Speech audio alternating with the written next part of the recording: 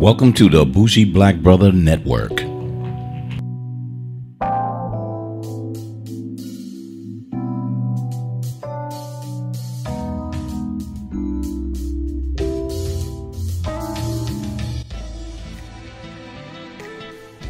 Welcome to Urban Lifestyle Cafe. I'm Michael, your bougie black brother, and here's a special wine review because I haven't had this in such a long time that I wanted to do a little more research involved in it.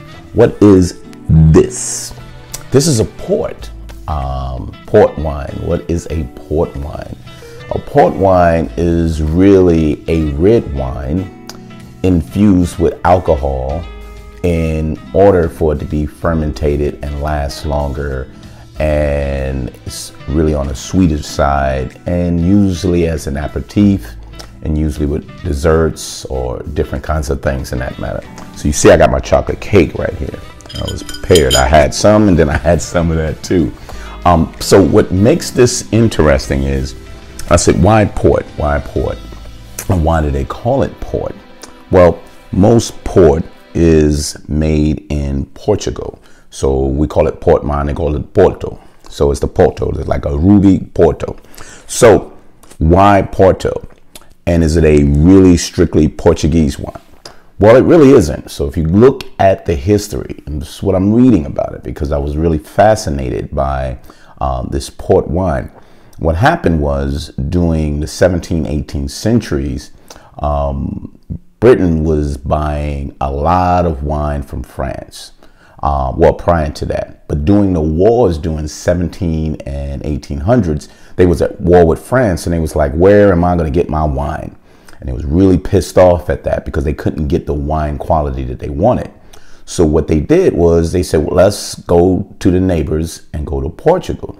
So going to Portugal, the problem was by time the boats and everything gets back to England, it's not really stored well, shipped really bad. So these brothers found a technique to say, let's add some type of alcohol, which normally is a brandy, to that to fermentate it and keep that alcohol in there, so that mixture in an oak barrel would give it that really strong, really heavy tannic taste and full-bodied in that way.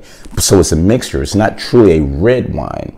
It's a port wine, and it's Porto. So if you notice that there's a region. So I got a couple of notes this here that we'll go over.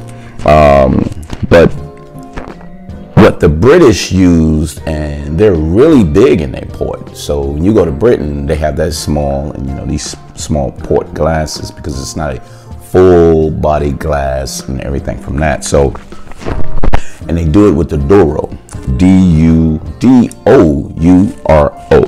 So it's really interesting from that. And when they say, why do they call it Porto? It says the region is the Douro region of northern Portugal, named for the town of Oporto. They took the O out of that. Oporto, took the O out of it, and it's Porto. Took the O on the back end, it's port. So that's what we have then going from that. So I thought it was really interesting to get some history on this.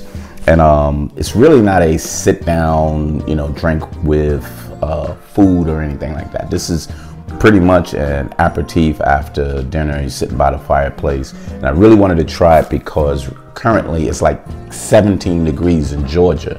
So I said, what is something that's warming, will keep me warm, something that put me to sleep really well? So with that alcohol mixture with the red wine, which I love the red wine, this is the great season for it. I really wanted to try this port in reference to that. So that worked out really well. So what about this wine? So what I wanted to try with this wine was, this is the Sandeman or Sandeman, whichever way you want to call it. It's really highly rated. It's an 86 point, Cellar Track to 85. I'm like 84 with the wine enthusiast. So pretty on the high scale of really port. You can get it at a price point of $10.99 or $12.99. So between that, it's a good one. I didn't try to get a really aged port, which is sometimes 15 to 20 years.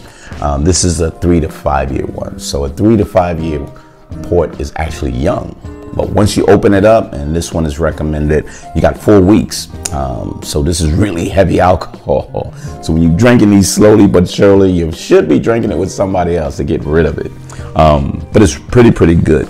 So let's check it out. So ruby red, really thick. You know, when you look at it, it's really pretty thick. Not slightly syrupy looking, you know what I mean? So when you take a whiff of it, let's try this whiff.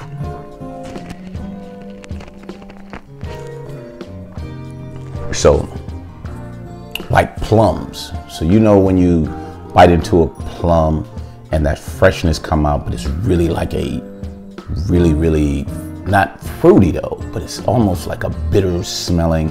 You're getting that plum smell from that. That's what I'm getting from. Really plum. And you know when you drinking a lot of heavy alcohol tasting wines, you get that kind of woodsy, you get that kind of like leathery, you get a little of that. So you know the notes here, it tells you red in color, yep, red fruits, plums and strawberries, really rich and balanced, rich, round and balanced, and like that. So I haven't tried, you know, I didn't drink none of it yet, but really goes well with chocolate desserts, ta-da, and fruit pies. So you got like the apples and the syrupy or anything like that. It probably goes really well with that. So I had a taste earlier, but I wanted to wait to try to blend that in and get a full taste in the mouth when I start assessing that. But this is, it gives you that plum smell, kind of leathery, going from there. So let's get a taste of this.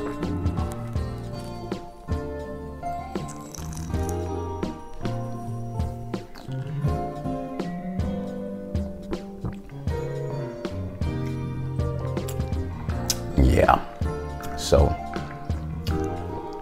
you can taste that alcohol. It's got that heat. Remember, I always say you got that heat on it, so you got that heat tasting on that. And I got that. And then you have that plum, dried berry taste, or dried cherries, not fresh like off the vine or whatever like that.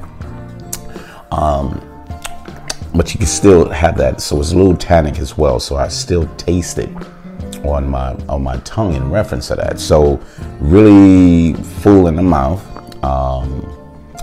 You still taste that sweetness there, but the alcohol with the sweetness, you can tell that heavy alcohol that's in there.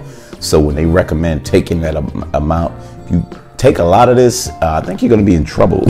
So be aware of this. But this is the settlement. So I wanted to taste this one because it was low cost, but highly recommended because there was a chart full of different ports.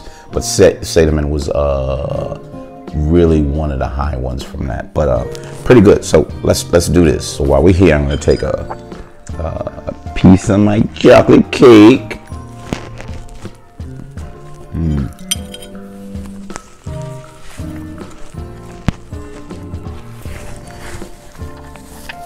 So wanted to do it live, and I give you an assessment of it later. So now I got that chocolatey, slightly sweetness in it from that. So let's follow that with the port.